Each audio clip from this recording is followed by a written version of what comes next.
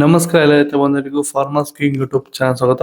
ಇವತ್ತು ದೊಡ್ಡಬಳ್ಳಾಪುರ ಹೂವಿನ ಮಾರ್ಕೆಟ್ ಇವತ್ತಿನ ಬೆಲೆ ನೋಡೋಣ ಬನ್ನಿ. ನಿಮ್ಗೆ ಹೆಚ್ಚಿನ ಮಾಹಿತಿಗಾಗಿ ಇಲ್ಲಿ ಮಂಜುನಾಥ್ ಅವ್ರ ನಂಬರ್ ಕೊಟ್ಟಿದ್ದೀನಿ, ಕರೆ ಮಾಡಿ.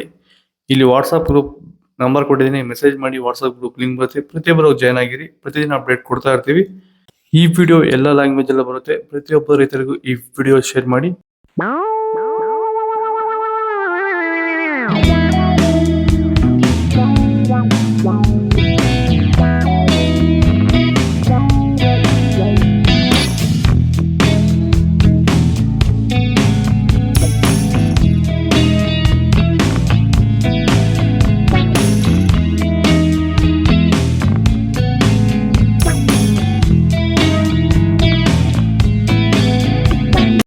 ನನ್ನ ಹೆಸರು ನಾಗರಾಜ್ ಸಿಎಂ ಅಂತ.